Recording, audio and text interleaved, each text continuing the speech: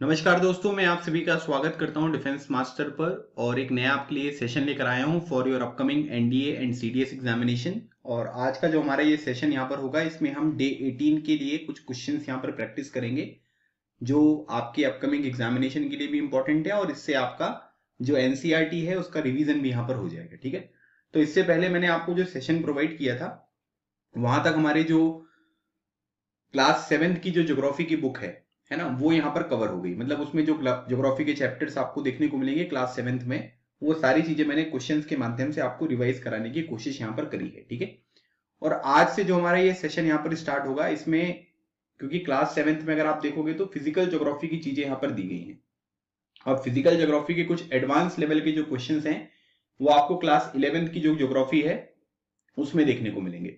तो आज से जो हमारा ये डिस्कशन होगा डे नंबर 18 का, इसमें हम क्लास 11th के जो भी इंपॉर्टेंट चैप्टर्स हैं, ठीक है, उनसे कुछ इंपॉर्टेंट क्वेश्चंस यहाँ पर सीखेंगे जिसके एग्जामिनेशन में पूछे जाने की प्रोबेबिलिटी थोड़ी ज्यादा होती है। ठीक है, तो चलिए स्टार्ट करते हैं आज का हमारा सेशन। और अगर आपने इससे पहले वाले सेशंस नहीं देखे हैं तो आप उन्हें जरूर देखिएगा, तो उससे भी आपको काफी ज्यादा चीजें सीखने को मिल जाएंगी। ठीक है, चलिए आज का पहला क्वेश्चन देखिए, दिया हुआ है क्रॉपिंग पैटर्न से रिलेटेड है ना, कि cropping patterns differ from region to region, which of the following factors are responsible for this variation. है ना, मतलब क्या होता है कि अलग अलग जगह पर अगर आप देखोगे तो क्रॉपिंग पैटर्न्स क्या होते हैं, डिफरेंट डिफरेंट होते हैं। है ना, तो आपके अनुसार यहाँ पर क्या क्या रिस्पॉन्सिबल फैक्टर्स हो सकते हैं जो इस वेरिएशन का रीजन यहाँ पर है।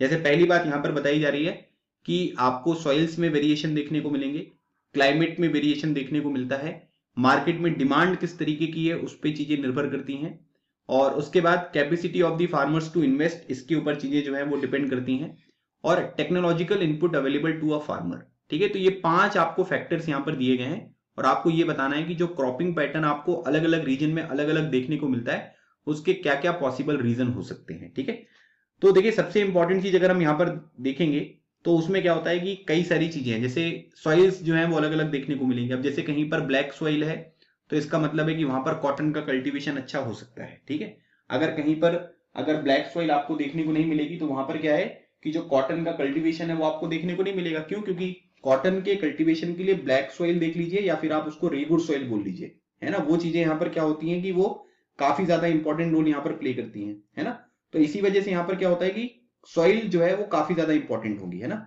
जैसे अब एलुवियल सॉइल कहीं पर मिल रहा है ना, तो एलुवियल सॉइल जो है वो काफी फर्टाइल होता है, उसमें आपको वीट वगैरह है ना ये सब चीजें देखने को मिलती हैं। ठीक है, लेकिन अगर आप यहाँ पर जैसे मार्शी सॉइल वगैरह देखोगे आप, है ना, तो मार्शी सॉइल जो होती है वहां पर क्या होता है कि वहां पर जूट का कल्टीवेशन होता है। ये काफी इंपॉर्टेंट पॉइंट है जो मैंने आपको बताया। ठीक है, जैसे मार्शी सॉइल जो होती है वहां पर क्या होगा कि वहां पर जो जूट का कल्टीवेशन होता है वो आपको देखने को मिलेगा। है ना, कॉटन के बारे में मैं आपको ऑलरेडी जो है वो यहाँ पर बता चुका हूँ। जैसे डेजर्ट सॉइल अगर आप देखोगे तो उसमें मिलेट्स वगैरह जो होते हैं वो आपको बहुत ज्यादा देखने को मिलेंगे। है ना, तो जैसे बड़े बड़े दाने वाली जो यहाँ पर फसलें होती हैं वो आपको देखने को मिलती हैं। उसके बाद और भी काफी सारी चीजें जो है वो आपको देखने को मिलती हैं। जैसे आपने यहाँ पर ये सैफरन वगैरह के बारे में सुना होगा, है ना, जैसे सैफरन कल्टीवेशन वगैरह आपको यहाँ पर देखने को मिलता है, तो उसकी वजह से है। ठीक है, जिसको हम क्या बोलते हैं, जिसको बोलते हैं, ठीक है, कैरेवार जो यहाँ पर आपको होता है वो यहाँ पर क्या होता है कि वो आपको सैफरन कल्टीवेशन के लिए यूजफुल देखने को मिलेगा। ठीक है, जो यहाँ पर क्या होता है कि मतलब उसको हम क्या बोलते हैं, जैसे वो किसके अंतर्गत यहाँ पर आएगा, जो भी यहाँ पर आपका अलग अलग तरीके से, जैसे जिसको हम फॉरेस्ट ऑयल यहाँ पर कहते हैं। ठीक है, तो फॉरेस्ट ऑयल में कैरेवाज वगैरह जो होते हैं वो यहाँ पर क्या होता है कि सैफरन कल्टीवेशन के लिए यूजफुल होता है।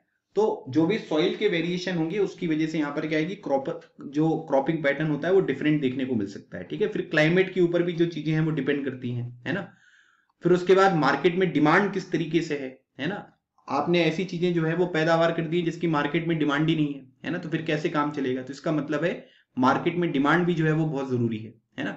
उसके बाद अलग अलग चीजों के लिए अगर आप देखोगे तो यहाँ पर क्या है कि कई फसल ऐसी होती हैं जिसमें थोड़ा सा इन्वेस्टमेंट ज्यादा करना होता है ना, तो अब फार्मर्स यहाँ पर क्या है कि उतना इन्वेस्टमेंट कर पाएंगे या नहीं कर पाएंगे ये उस बात के ऊपर निर्भर करता है। तो क्रॉपिंग पैटर्न इस बात पर भी निर्भर करेगा कि फार्मर जो है वो कितना यहाँ पर उनकी कैपेसिटी कितनी है इन्वेस्टमेंट की, है ना, तो इस चीज के ऊपर भी ये डिपेंड करता है। और उसके बाद उनके पास किस किस तरीके के इनपुट्स यहाँ पर अवेलेबल है, मतलब टेक्नोलॉजी वगैरह किस तरीके की अवेलेबल यहाँ पर है, इस बात के ऊपर भी जो भी क्रॉपिंग पैटर्न होते हैं वो डिफरेंट यहाँ पर आपको डिफर करते हुए दिखाई देंगे रीजन टू रीजन। तो ये सारे के सारे इंपॉर्टेंट फैक्टर्स हैं जो यहाँ पर रिस्पॉन्सिबल होते हैं, जो भी आपको वेरिएशन क्रॉपिंग पैटर्न पर आपको देखने को मिलेगा रीजन टू रीजन, जिसके लिए रिस्पॉन्सिबल है। तो इस क्वेश्चन का राइट आंसर क्या हो जाएगा? Option number D. 1 2 3 4 5 जो है ये आपको यहां पर इसका सही आंसर देखने को मिलेगा। ठीक है, चलिए अगली बात करते हैं। Consider the following statement about the different approaches adopted to study geography. है ना, ज्योग्राफी को पढ़ने के लिए जो अलग अलग तरीके की अप्रोचेस यहां पर अडॉप्ट करी गई हैं उससे रिलेटेड स्टेटमेंट आपको दिए गए हैं और आपको ये बताना है कि इनमें से कौन सा स्टेटमेंट है जो कि आपको करेक्ट देखने को मिल रहा है। बोला जा रहा है कि in a systematic approach a phenomena is studied world over as a whole and then the identification of the typologies और स्पेटियल पैटर्न इज डन। और रीजनल अप्रोच में क्या होता है कि the world is divided into regions at a different hierarchical levels and then all geographical phenomena in a particular region are studied. ठीक है, तो अब आपको बताना है कि इसमें से जो आपका करेक्ट स्टेटमेंट है वो यहां पर क्या है। तो देखिए, ज्योग्राफी को स्टडी करने के लिए आप यहां पर कह सकते हैं कि दो तरीके की अप्रोच होती है। एक सिस्टमैटिक अप्रोच होती है जिसमें हम क्या करते हैं कि पूरे वर्ल्ड को एक एज अ होल जो है वो हम यहां पर स्टडी करते हैं। ठीक है, और उसके बाद यहां पर क्या होता है कि जो भी, जैसे मान लीजिए कि इसका एक एग्जांपल अगर हम यहां पर बताएं तो यहां पर क्या है, ठीक है, कि हमको अगर मान लीजिए कि वेजिटेशन के बारे में जो है वो यहां पर कुछ चीजें पढ़नी है। ठीक है, तो हम क्या करेंगे कि वेजिटेशन जो हम पढ़ेंगे सबसे पहले, तो हमको क्या करना पड़ेगा कि वर्ल्ड लेवल पर वेजिटेशन किस तरीके से यहां पर होता है उसको पढ़ना पड़ेगा। और उसके बाद यहां पर क्या होगा कि जो भी सबसे पहले जो चीज यहां पर होगी वो वर्ल्ड लेवल पर देखेंगे और उसके बाद फिर हम अलग अलग रीजन वगैरह की यहां पर देखते हैं। ठीक है, तो सिस्टमैटिक अप्रोच में क्या होता है कि phenomena is studied world over as a whole, मतलब पूरी दुनिया का जो है वो एक तरीके से यहां पर समझकर उसको हम स्टडी करते हैं। तो पहला स्टेटमेंट जो है वो बिल्कुल सही है। ठीक है, और उसके बाद यहां पर क्या है कि अगर हम रीजनल अप्रोच के बारे में बात करेंगे तो उसको हम अलग अलग रीजन्स में यहां पर डिवाइड कर देते हैं, है ना, और उसके बाद जो भी ज्योग्राफिकल फिनोमिना होता है किसी भी पर्टिकुलर रीजन का उसको यहां पर स्टडी किया जाता है ताकि हम लोगों को जो डाइवर्सिटी वगैरह देखने को मिले वो सब चीजें हमको अच्छी तरीके से जानने को समझने को मिले। ठीक है, तो ये रीजनल अप्रोच होती है जिसमें हम क्या करते हैं कि वर्ल्ड को अलग अलग रीजन्स में हम यहां पर डिवाइड कर देते हैं। तो दूसरा स्टेटमेंट भी जो है ये बिल्कुल सही है। तो याद रखिएगा, सिस्टमैटिक अप्रोच में वर्ल्ड को एज अ होल यहां पर हम स्टडी करते हैं और रीजनल अप्रोच में जो वर्ल्ड होता है उसको हम अलग अलग रीजन्स में डिवाइड कर देते हैं और जो भी डाइवर्सिटी वगैरह होती है उसको आइडेंटिफाई करने के लिए हम उसको इस तरीके से स्टडी करेंगे। ठीक है, तो दोनों स्टेटमेंट जो है ये आपके बिल्कुल सही है। तो ये अप्रोच जो है वो यहां पर अडॉप्ट करी जाती है और इस तरीके से जो है वो डिस्कशन यहां पर होता है। ठीक है, चलिए क्वेश्चन नंबर 3 देखिए। विच of the following branches of biography, ठीक है, sorry not biography, biogeography deals with the scientific study of the habitats characteristics of species. है ना, मतलब कि कौन सी यहां पर बायोजियोग्राफी की जो ब्रांच है जो कि डील करती है scientific study of the habitats characteristics of species. ठीक है, तो आपको बताना है कि इसका जो हमारा यहां पर राइट आंसर होगा वो क्या होगा। जैसे पहला दिया हुआ है जू ज्योग्राफी, इकोलॉजी, इन्वायरमेंटल ज्योग्राफी या फिर प्लांट ज्योग्राफी। तो आपको बताना है कि इसका राइट आंसर यहां पर क्या होने वाला है। ठीक है, अब यहां पर क्या है कि जैसे मान लीजिए कि इस क्वेश्चन का अगर हम यहां पर आंसर देखेंगे, ठीक है, तो सबसे पहले तो देखिए क्या होता है कि जिसमें हम वो ब्रांच बायोजियोग्राफी की जो कि डील करती है scientific study of the habitat characteristics of species, मतलब कि स्पीसीज जिस तरीके के हैबिटेट में यहां पर रह रहे हैं उनके जो कैरेक्टरिस्टिक्स हैं उसकी स्टडी जो है वो हम किस में करते हैं, उसको हम इकोलॉजी में करते हैं, जिसको हम इकोसिस्टम भी यहां पर कहते हैं। ठीक है, अब अगर मान लीजिए कि आपको ये प्लांट ज्योग्राफी के बारे में बताया जाए, है ना, तो यहां पर क्या होता है कि नेचुरल वेजिटेशन, ठीक है, जो भी उनके यहां पर, ठीक है, हैबिटेट जो होता है उसमें जिस भी तरीके का नेचुरल वेजिटेशन जो देखने को मिलता है उसकी जो स्टडी होती है उसको हम प्लांट ज्योग्राफी कहते हैं। ठीक है, अब यहां पर क्या है कि और उसके बाद जो यहां पर जू ज्योग्राफी यहां पर होता है, तो इसमें जो भी यहां पर आप ये कह सकते हैं कि जो भी ज्योग्राफिक कैरेक्टरिस्टिक्स होती हैं एनिमल्स की, ठीक है, और उनके जो भी यहां पर हैबिटेट्स यहां पर होते हैं, ठीक है, उनकी स्टडी जो होती है वो यहां पर की जाती है। ठीक है, उसके बाद इन्वायरमेंटल ज्योग्राफी के बारे में अगर हम बात करेंगे तो जो भी इन्वायरमेंटल प्रॉब्लम वगैरह होती है उसके बारे में जो डिस्कशन यहां पर होता है, लैंड डिग्रेडेशन हो गया, पॉल्यूशन वगैरह, इन सब चीजों के बारे में इन्वायरमेंटल ज्योग्राफी में डिस्कशन करेंगे। ठीक है, तो अब ये एक ही जैसे आपको देखने को मिल रहे हैं, शुरू के जो पहला ऑप्शन हो गया, दूसरा ऑप्शन हो गया और चौथा ऑप्शन, है ना, ये तो एक ही जैसे लग रहे हैं लेकिन ये एक नहीं है ना। इकोलॉजी में क्या होता है कि साइंटिफिक स्टडी करते हैं जो भी हैबिटेट्स कैरेक्टरिस्टिक्स होती हैं स्पीसीज की, तो साइंटिफिक स्टडी जो होती है उसको हम इकोलॉजी कहते हैं। सो इस क्वेश्चन का हमारा राइट आंसर क्या होगा, ऑप्शन नंबर बी।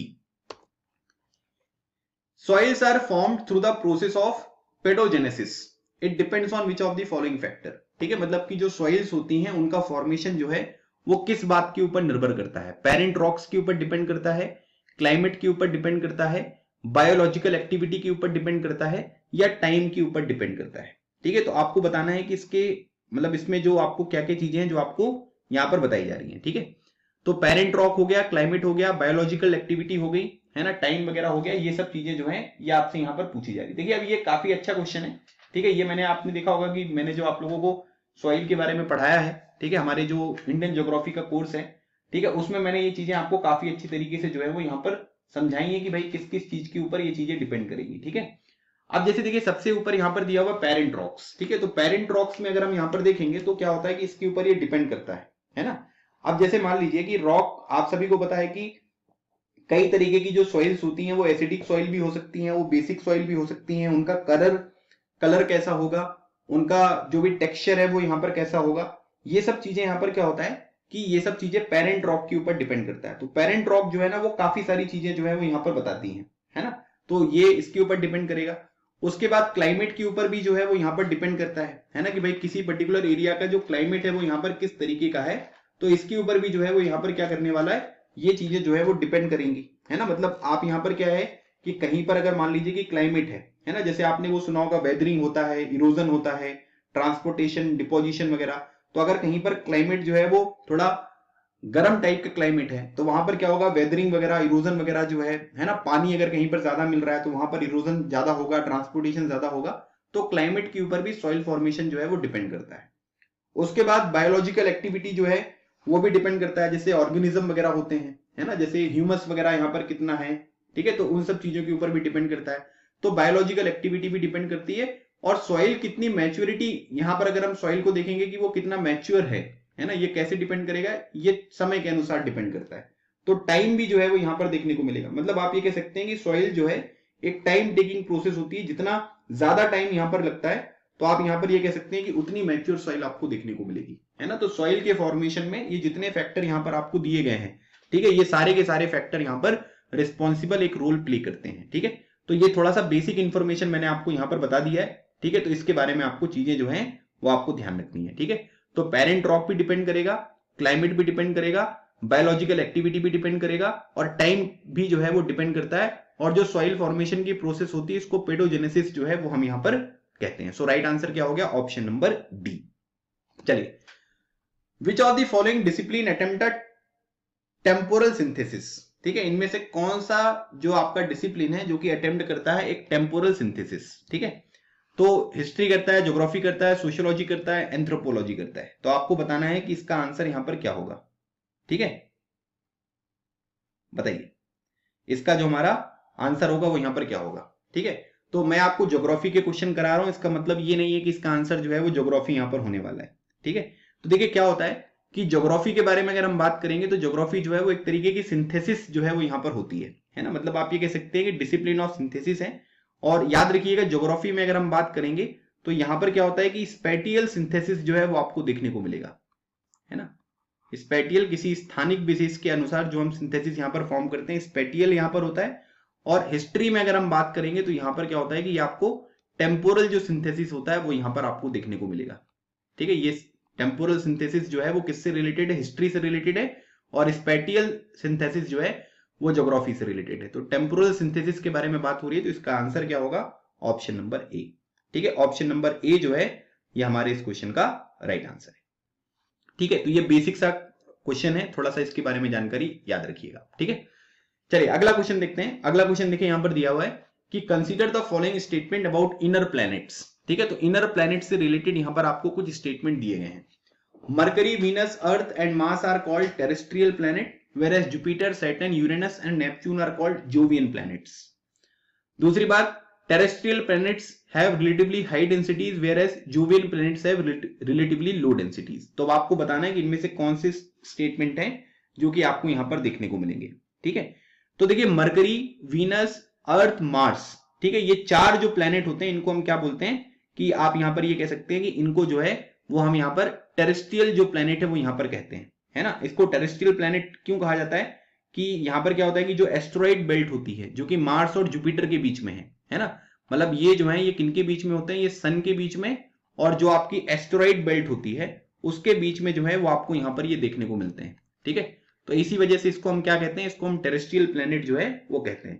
और बाकी के जो बचे हुए हैं जुपिटर, सैटर्न, यूरेनस, नेपच्यून, इनको हम जोवियन प्लैनेट कहते हैं। इसका मतलब है कि पहला स्टेटमेंट जो है वो यहाँ पर सही है। ठीक है, दूसरी बात, इनको टेरेस्ट्रियल प्लैनेट इसलिए भी कहा जाता है क्योंकि ये थोड़े से अर्थ लाइक यहाँ पर होते हैं, मतलब कि जैसे धरती है उसी तरीके का स्ट्रक्चर जो है वो इनका यहाँ पर आपको देखने को मिलेगा। और आप यहाँ पर ये भी समझ सकते हैं कि इनका जो फॉर्मेशन वगैरह हुआ है वो रॉक वगैरह से यहाँ पर आपको देखने को मिलेगा, और इसी वजह से इनकी जो डेंसिटी यहाँ पर होती है वो क्या होती है, वो आपको हाई डेंसिटी देखने को मिलती है। तो टेरेस्ट्रियल प्लैनेट की जो रिलेटिव डेंसिटी यहाँ पर है वो थोड़ी आपको हाई देखने को मिलती है, लेकिन जो जोवियन प्लैनेट यहाँ पर होते हैं, ठीक है, तो इनको हम जोवियन इसलिए कहते हैं क्योंकि जोवियन प्लैनेट जो है वो बेसिकली गैसेस से यहाँ पर बने हुए हैं, है ना, गैस जाइंट यहाँ पर आपको देखने को मिलते हैं। ठीक है, तो जोवियन का बेसिकली मतलब यहाँ पर होता है जुपिटर लाइक। ठीक है, जैसे टेरेस्ट्रियल मतलब अर्थ लाइक, वैसे ये जोवियन मतलब होता है जुपिटर लाइक, और ये बहुत बड़े हैं, है ना, टेरेस्ट्रियल प्लैनेट से, और इनमें यहाँ पर क्या है कि थिक एटमॉस्फेयर देखने को मिलेगा। और इसमें जो जोवियन प्लैनेट होते हैं इसमें आपको हीलियम गैस और हाइड्रोजन गैस जो है वो आपको देखने को मिलेगी, लेकिन ये गैसेस से बने इसलिए इनकी डेंसिटी क्या होती है, वो कम होती है। ठीक है, तो इसका मतलब है कि दूसरा स्टेटमेंट भी आपका बिल्कुल सही है। सो दोनों बोथ 1 और 2 जो है ये इस क्वेश्चन का हमारा राइट आंसर हो जाएगा। ठीक है, चलिए आगे बढ़ते हैं। Question number 7, Why are the inner planets rocky while the outer planets are mostly in the gaseous form? ठीक है, जो इनर प्लैनेट्स हैं, टेरेस्ट्रियल प्लैनेट्स हैं, वो आपको रॉकी फॉर्म में देखने को मिलेंगे, लेकिन जो आपके आउटर प्लैनेट्स हैं वो आपको गैसियस फॉर्म में देखने को मिल रहे हैं। इसका क्या कारण है? तो बोला जा रहा है कि the inner planets were formed in the close vicinity of the parent star, the solar wind was most intense near the sun, the inner planets are the smaller and have low gravity. तो अभी आपको बताना है कि इनमें से कौन से कोड्स हैं जो कि आपको सही देखने को मिल रहे हैं, तो इसके बारे में जानकारी दी जा रही है। ठीक है, सबसे पहले ये ध्यान रखना है आपको कि इनर प्लैनेट जो है वो रॉकी हैं और आउटर प्लैनेट जो है वो आपको गैसियस फॉर्म में देखने को मिलेंगे। ठीक है, मतलब आप यहां पर ये कह सकते हैं कि जैसे अगर आप देखोगे तो यहां पर क्या हुआ कि inner planets were formed in the close vicinity of the parent star, मतलब जिस स्टार से उनका फॉर्मेशन यहां पर हुआ है, ठीक है, उसके बहुत क्लोज इनका फॉर्मेशन हुआ है। और मतलब आप यहां पर ये कह सकते हैं, ठीक है, और जैसे मतलब अगर आप यहां पर देखेंगे तो मतलब इस vicinity of the parent star में बहुत क्लोज आपको देखने को मिलेगा। और उसके बाद यहां पर एक चीज ये ध्यान रखिएगा, क्योंकि इनका फॉर्मेशन पेरेंट स्टार के बहुत क्लोज यहां पर हुआ है, और ये गैसेस के लिए यहां पर जो है वो पॉसिबल नहीं था कि भाई वो यहां पर क्या हो पाएंगे कि मतलब वो सॉलिड पार्टिकल्स में जो है वो आसानी से यहां पर कंडेंस हो सकते हैं। ठीक है, तो ये केवल जो यहां पर सॉलिड पार्टिकल्स हैं उनके लिए देखने को मिलेगा।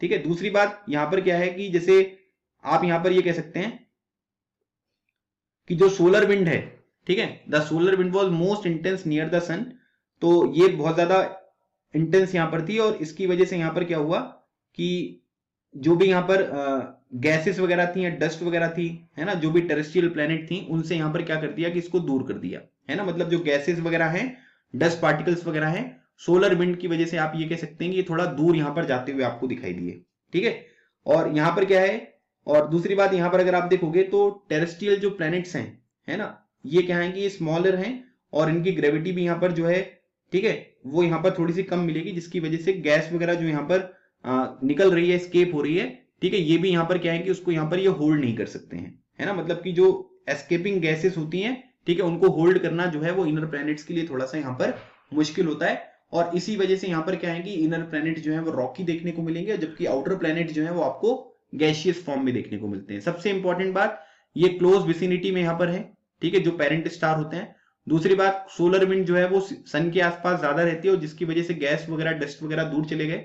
और इनर प्लैनेट जो है आप यहां पर ये कह सकते हैं कि उनकी लो ग्रेविटी होती है, और इसी वजह से जो गैसेस वगैरह यहां पर स्केप हो रही हैं, ठीक है, उनको होल्ड कर पाना थोड़ा सा मुश्किल काम होता है। ठीक है, तो होल्ड नहीं कर पाते हैं, तो इसलिए जो ज्यादा डेंसिटी वाली चीजें वो अवेलेबल है। ठीक है, तो ये तीनों स्टेटमेंट जो है ये आपके बिल्कुल सही है। तो इसी वजह से इनर प्लैनेट्स जो हैं वो रॉकी हैं, और जबकि आउटर प्लैनेट्स जो हैं वो आपको गैसियस फॉर्म में यहां पर देखने को मिलेंगे। So right answer is option number D. चलिए क्वेश्चन नंबर 8 देखिए, consider the following statements, the earth has a layered structure and the material that exist is hot not uniform, है ना, मतलब अर्थ का जो है वो लेयर्ड स्ट्रक्चर है, और जो मटेरियल यहां पर एग्जिस्ट करता है वो यूनिफॉर्म नहीं है। Earth crust is made of lighter material whereas interior is made of heavy material. तो अभी आपको बताना है कि इनमें से कौन सा स्टेटमेंट है जो कि आपको करेक्ट यहां पर देखने को मिल रहा है। ठीक है, देखिए सबसे इंपॉर्टेंट बात ये ध्यान रखना है कि अर्थ का जो स्ट्रक्चर है वो लेयर्ड है ना, मतलब आप ये कह सकते हैं कि आउटर मोस्ट एंड से लेकर, ठीक है, सेंटर तक अगर आप देखोगे तो यहां पर क्या है कि अलग अलग है। जैसे आप लोगों ने सुना होगा कि सिलिकॉन एल्यूमिनियम हो गया, सिलिकॉन मैग्नीशियम हो गया, निकिल और आयरन आपको देखने को मिलेगा। तो यहां पर क्या है कि ये लेयर्ड स्ट्रक्चर भी है, और मटेरियल जो यहां पर आपको देखने को मिलेगा बाहर क्रस्ट से लेकर जो आपके कोर तक है, वहां पर क्या होता है कि मटेरियल यूनिफॉर्म नहीं होते हैं। तो पहला स्टेटमेंट जो है ये आपका बिल्कुल सही देखने को मिलेगा। ठीक है, अब यहां पर अगर आप देखोगे तो यहां पर क्या है कि मटेरियल्स आपको अलग अलग देखने को मिलेंगे, है ना, मैंने आपको बता ही दिया। और दूसरी बात अगर हम यहां पर देखेंगे कि जैसे मान लीजिए कि earth crust is made of lighter material, ठीक है, तो अब यहां पर क्या होता है कि जैसे अगर आप क्रस्ट से कोर की तरफ यहां पर जाओगे, ठीक है, ये बात ध्यान रखिएगा, क्रस्ट से अगर आप यहां पर कोर की तरफ आपकी मूवमेंट यहां पर है, तो आप ये कह सकते हैं कि डेंसिटी ऑफ मटेरियल, ठीक है, डेंसिटी ऑफ मटेरियल जो यहां पर होगा, ठीक है, वो यहां पर आपको इंक्रीज होता हुआ दिखाई देगा। ठीक है, जैसे अगर आप क्रस्ट के बारे में देखिए तो सिलिकॉन एल्यूमिनियम हो गया, है ना, फिर मैग्मा वगैरह आपको देखने को मिल रहा है, फिर अंदर जाओगे तो निकिल हो गया, आयरन वगैरह हो गया। तो जो डेंसिटी होती है मटेरियल की वो आपको इंक्रीज होती हुई दिखाई दे रही है। तो इसका मतलब है कि अर्थ का crust is made of lighter material, yes बिल्कुल सही बात है, और इंटीरियर जो होगा वो यहाँ पर हैवी मटेरियल से यहाँ पर बना है, क्योंकि उसकी डेंसिटी यहाँ पर इंक्रीज हो रही है। तो दोनों स्टेटमेंट जो है ये आपस में बिल्कुल सही है। So both 1 and 2 is the right answer. ठीक है, ऑप्शन नंबर सी जो है ये हमारा इस क्वेश्चन का बिल्कुल राइट आंसर हो गया। ठीक है, चलिए अगली बात करते हैं। विच of the following is the process through which the earth forming material got separated into different layers. ठीक है, मतलब कि अर्थ के फॉर्मेशन में जो जो मटेरियल यहां पर यूज किए गए हैं उनको सेपरेट करने की जो यहां पर प्रोसेस होती है उसको हम क्या कहते हैं? डिफरेंशिएशन कहते हैं, क्रस्ट फॉर्मेशन कहते हैं, सॉलिडिफिकेशन कहते हैं, या फिर डिगैसिंग यहां पर कहते हैं। तो आपको बताना है कि इसका राइट आंसर यहां पर क्या होगा। ठीक है, बताइए। देखिए यहां पर ना आपको एक चीज देखने को मिल रहा है जिसको बोलते हैं डीगैसिंग। डीगैसिंग में अगर आप देखोगे तो यहां पर क्या होता है कि गैसेस, ठीक है, वर आउटपोर्ड। ठीक है, मतलब यहां पर क्या है कि जो गैसेस वगैरह होते हैं, ठीक है, फ्रॉम द इंटीरियर, जब गैसेस यहां पर क्या होता है कि आउटपोर्ड होती हैं कहां से? इंटीरियर से, तो उस प्रोसेस को हम यहां पर क्या कहते हैं? उसको हम यहां पर कहते हैं डीगैसिंग। ठीक है, और उसके बाद यहां पर क्या है कि क्रस्ट फॉर्मेशन जो है वो आप जानते हैं कि ये लिथोस्फेरिक जो एक्टिविटीज होती हैं उससे रिलेटेड होता है आपका क्रस्ट फॉर्मेशन। सॉलिडिफिकेशन के बारे में अगर हम बात करेंगे तो सॉलिडिफिकेशन जैसे होता है कि formation of tiny stable solid particles. ठीक है, इसको हम बोल सकते हैं फॉर्मेशन ऑफ टाइनी स्टेबल,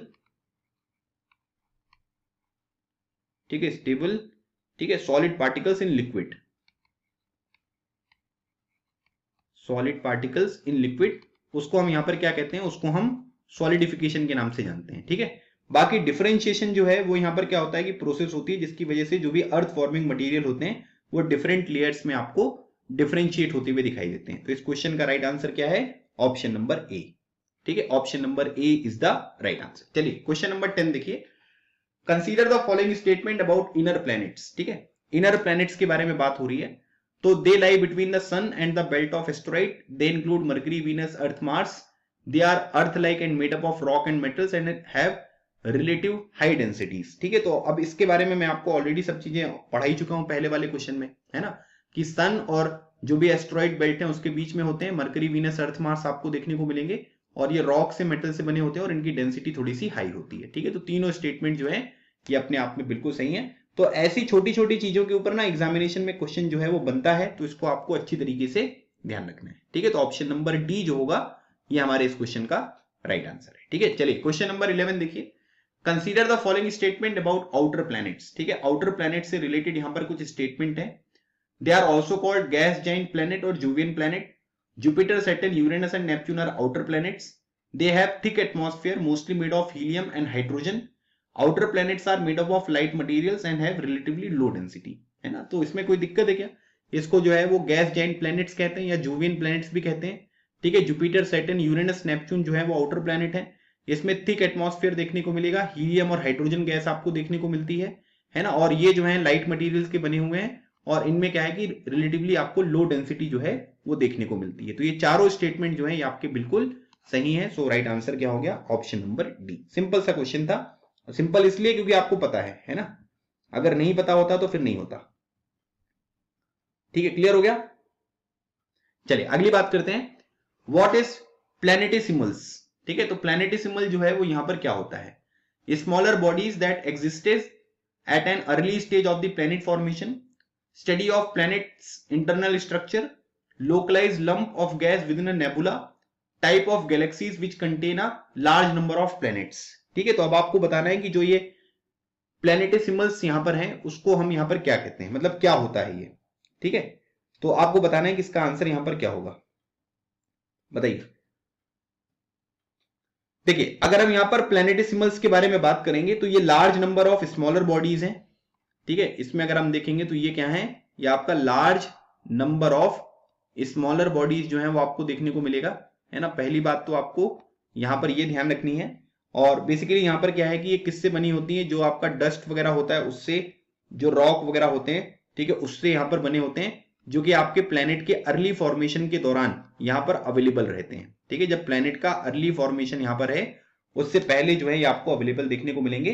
और यहां पर क्या है कि मतलब आप ये कह सकते हैं कि फाइनल स्टेज में जो ये आपको छोटे छोटे यहां पर पार्टिकल्स देखने को मिलते हैं, ठीक है, वो यहां पर क्या है कि वो मिलकर एक बड़ा प्लेनेट जो है वो यहां पर बनाते हैं। ठीक है, तो ये भी बात आपको यहां पर ध्यान रखना है। और इसके बाद यहां पर क्या है,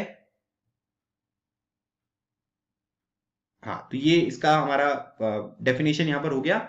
और इसमें यहां पर क्या है कि smaller bodies that existed at an early stage of the planet formation जो होता है उसको हम प्लैनेटेसिमल्स यहां पर कहते हैं। ठीक है, तो राइट आंसर क्या हो गया, ऑप्शन नंबर ए।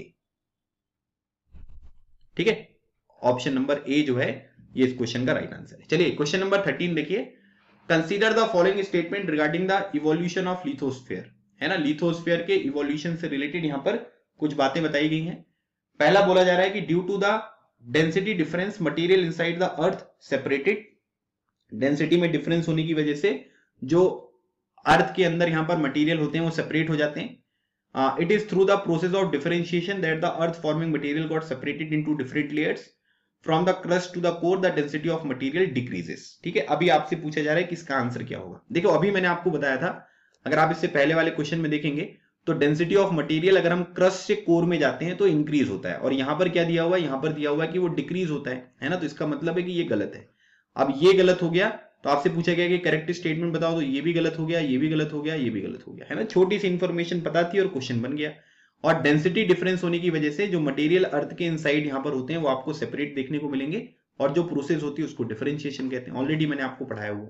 ठीक है, तो इस क्वेश्चन का जो राइट आंसर है ये है आपका ऑप्शन नंबर ए। 1 और 2 ओनली जो है ये इस क्वेश्चन का राइट आंसर है। ठीक है, तो इसके बारे में आपको ध्यान रखना है। ठीक है, और एक बात यहां पर ये ध्यान रखिए कि सबसे बाहर जो आपको लेयर देखने को मिलती है वो क्रस्ट होता है, उसके बाद आपको ये मेंटल देखने को मिलेगा, फिर आपका इनर कोर होता है, नहीं सॉरी आउटर कोर होता है, और फिर आपका जो है वो इनर कोर होता है। ठीक है, और सबसे ज्यादा जो परसेंटेज यहां पर कवर करता है वो कौन करता है, ये मेंटल यहां पर कवर करता हुआ दिखाई देता है। चलिए क्वेश्चन नंबर 14 देखिए। क्वेश्चन नंबर 14 दिया गया है कि कंसीडर द फॉलोइंग स्टेटमेंट्स, और आपको ये बताना है कि इनमें से करेक्ट स्टेटमेंट कौन सा है। During the cooling of the earth gases and water vapour were release from the interior solid अर्थ। ठीक है, जब यहां पर अर्थ की कूलिंग होती है तो गैसेस और वाटर वेपर जो है वो रिलीज होते हैं from the interior solid earth. The early atmosphere, ठीक है, लार्जली कंटेन वाटर वेपर, ठीक है, nitrogen, carbon dioxide, methane, ammonia, but no free oxygen. उसके बाद बोला गया है कि loss of primordial atmosphere in earth through the impact of solar winds. ठीक है, तो अभी आपको बताना है कि इनमें से कौन कौन सा स्टेटमेंट है जो कि यहां पर आपको सही देखने को मिलेंगे। ठीक है, तो अब इसमें एक चीज यहां पर देखिएगा कि जब कूलिंग होती है अर्थ की तो याद रखिएगा जो इंटीरियर सॉलिड अर्थ होता है उससे आपको गैसेस और वाटर वेपर जो है वो रिलीज होते हुए दिखाई देते हैं, है ना। During the cooling of the earth gases और वाटर वेपर जो है वो रिलीज होते हैं, तो पहला स्टेटमेंट जो है ये बिल्कुल सही है। और उसमें अगर आप देखोगे तो यहां पर क्या है कि जो एटमॉस्फेयर था पहले, अर्ली एटमॉस्फेयर, उसमें आपको वाटर वेपर देखने को मिलेगा, नाइट्रोजन देखने को मिलेगा, कार्बन डाइऑक्साइड, मीथेन वगैरह। और उसके बाद यहां पर बोला गया है कि नो फ्री ऑक्सीजन, नहीं, तो यहां पर याद रखिएगा इसमें लिटिल फ्री ऑक्सीजन जो है वो भी यहां पर है। ठीक है, जो लिटिल फ्री ऑक्सीजन है वो भी देखने को मिलेगा, तो ये स्टेटमेंट गलत है। करेक्ट पूछा जा रहा है, ठीक है, तो दूसरा स्टेटमेंट यहां पर गलत हो गया। अब उसके बाद यहां पर आप एक चीज ये भी देखिएगा कि अर्ली एटमॉस्फेयर में हाइड्रोजन और हीलियम जो है, ठीक है, तो वो आपको यहां पर बताया गया, मतलब उनको जो सोलर विंड्स वगैरह होती हैं उनकी वजह से यहां पर हटता हुआ दिखाई दिया। लेकिन अगर आप यहां पर देखेंगे, ठीक है, तो यहां पर क्या है कि जो भी यहाँ पर लॉस ऑफ प्रीमोर्डियल एटमॉस्फेयर है, मतलब कि जो पहले यहाँ पर एटमॉस्फेयर था तो जो अर्थ का, उसमें जो भी यहाँ पर इंपैक्ट वगैरह देखने को मिला वो किसकी वजह से हुआ है, वो सोलर विंड्स की वजह से हुआ है। मतलब जो भी चीजें यहाँ पर कम हुई है, ज्यादा हुई है, प्रेजेंस है ना, अलग अलग जो भी गैसेस वगैरह होती हैं उनका किसकी वजह से हुआ है, वो सोलर विंड्स की वजह से हुआ है। तो ये स्टेटमेंट आपका बिल्कुल सही है। तो इस क्वेश्चन का राइट आंसर क्या होगा, ऑप्शन नंबर सी, 1 और 3 जो है ये हमारा इस क्वेश्चन का राइट आंसर है। ठीक है, तो ये करीब मैंने आपके साथ 14 क्वेश्चन यहाँ पर डिस्कस किए, और आज मैंने आपको जो है क्लास 11 की जो ज्योग्राफी है वो पढ़ाना यहाँ पर स्टार्ट कर दिया है, और इसके क्वेश्चन हम आगे करते रहेंगे। तो काफी सारी नई चीजें आपको सीखने को मिलेंगी जो कि आपके एग्जामिनेशन के लिए काफी इंपॉर्टेंट होंगी। ठीक है, तो आप इन वीडियोस के थ्रू कुछ इंपॉर्टेंट जो क्रक्स हैं एनसीईआरटीज के वो जरूर सीख कर जाएं अपने पेपर में, क्योंकि इसमें से मुझे लगता है कि कई सारे क्वेश्चन जो है वो आपके डेफिनेटली पूछे जाएंगे। जितने भी क्वेश्चन आएंगे कई सारी चीजें आपकी यहाँ पर कवर हो जाएंगी। ठीक है, बाकी आप हमारा डेली न्यूज एनालिसिस वाला कोर्स जो है वो इनरोल कर सकते हैं, काफी यूजफुल होगा, क्योंकि इसमें मैं आपको 249 रुपीज मंथली सब्सक्रिप्शन पर काफी अच्छी चीजें प्रोवाइड करता हूँ। साथ ही साथ क्वेश्चन भी प्रैक्टिस कराता हूँ ताकि आप एग्जामिनेशन के लिए अपने आपको जो है वो अच्छी तरीके से प्रिपेयर कर सकें। हमारा एसएसबी प्रिपरेशन का कोर्स ऑलरेडी रनिंग है, तो आप इसमें भी इनरोल कर सकते हो। डिफेंस मास्टर ऐप डाउनलोड भी कर सकते हैं, या फिर ये मेरा नंबर है, आप इस नंबर पर भी कॉन्टेक्ट यहाँ पर कर सकते हो। तो जैसा भी आपको सुटेबल लगे, अगर आपको कोई भी कोर्स में इनरोल वगैरह करना है तो आप इसके थ्रू यहाँ पर जो है वो चीजें कर सकते हैं। ठीक है, बाकी मैंने आपको प्रीवियस क्लासेस के भी काफी सारे वीडियोस यहाँ पर प्रोवाइड किए हुए हैं, आप उनको देखकर जाएंगे तो डेफिनेटली आपको बहुत मदद मिलेगी। और इन सेशंस की अगर आप पीडीएफ वगैरह चाहते हैं तो टेलीग्राम चैनल पर कर लीजिएगा। अगर आपको टेलीग्राम पर नहीं मिलती है तो आप यहाँ पर डिफेंस मास्टर ऐप डाउनलोड करके वहां से आप इन पीडीएफ्स को जो है वो एक्सेस कर सकते हो। मिलते हैं हमारे नेक्स्ट सेशन में, तब तक keep smiling and keep preparing. लगे रहो, एग्जाम क्लियर करो। थैंक यू सो मच, जय हिंद।